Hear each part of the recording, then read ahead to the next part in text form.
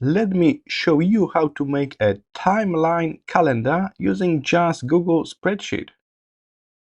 So we're going to use column B and the very first cell here at the top to type a first date. I like to do it monthly basis, so I'll start from the first day of the month. So I just type it here, 1st March 2024, and keep in mind the program will recognize this as a date automatically, but from now you can modify the date format to match your region format. So we can click more formats here on the right at the very top, and then you can modify the format for the date.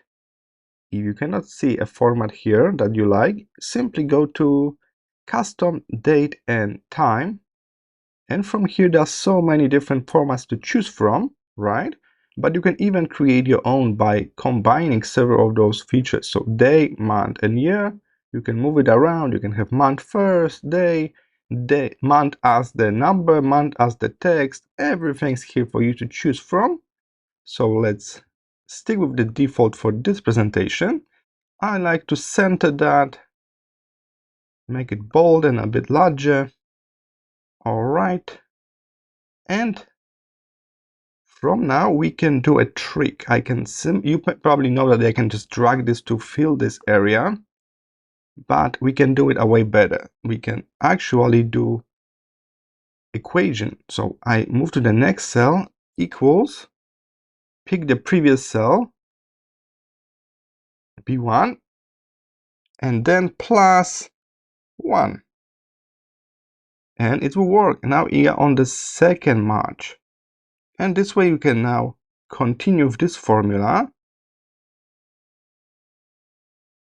until we got the whole month cover. If you run out of cells, don't worry, we can always add more cells. Simply right click at the top and you can insert column on the right, but better way is to select several columns and then we can insert them on the right.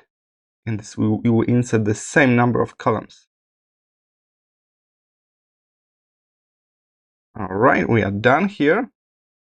And as I mentioned, we can still reformat the date. So I can click number 1 here to select the whole row. You can even change the format right now. So if you decide that this date is a bit too long, we can head to custom date and select something like this one. We know the year, so let's pick a day and the month only. Nice. All right, so now we got set up the date at the top, and the cool part is if you want to reuse the same template next month, you can just duplicate this whole spreadsheet, right? We got a copy of sheet 1 and then change the date at the first one. So I changed this date here. And now we are in April because every other column simply copy the date from the previous cell and add 1. So next day. And we are in April and we got May popping up here. We can delete the whole column for April, right click and delete the column. All right, and that's how you can set up a very nice timeline calendar. And the good part is now we got this whole bottom part empty for you. So you can now split into different sections. So you can make one section about, I don't know, work. So we can merge those cells and type work. And this whole section will be for you to note stuff for your work. We can mark it with color. All right, and you go to one section for work stuff, and then you can type for 1st April, whatever you plan to do at work. That's nice. And then we can make a next section below. So that's the advantage of timeline calendar, that we got our dates running from left to right. And then everything we want to do is from the top to the bottom. So we got so much space to type stuff down. And we can keep different calendars like work, home, family in one place because there's enough space for us. It's really easy to track day by day this way.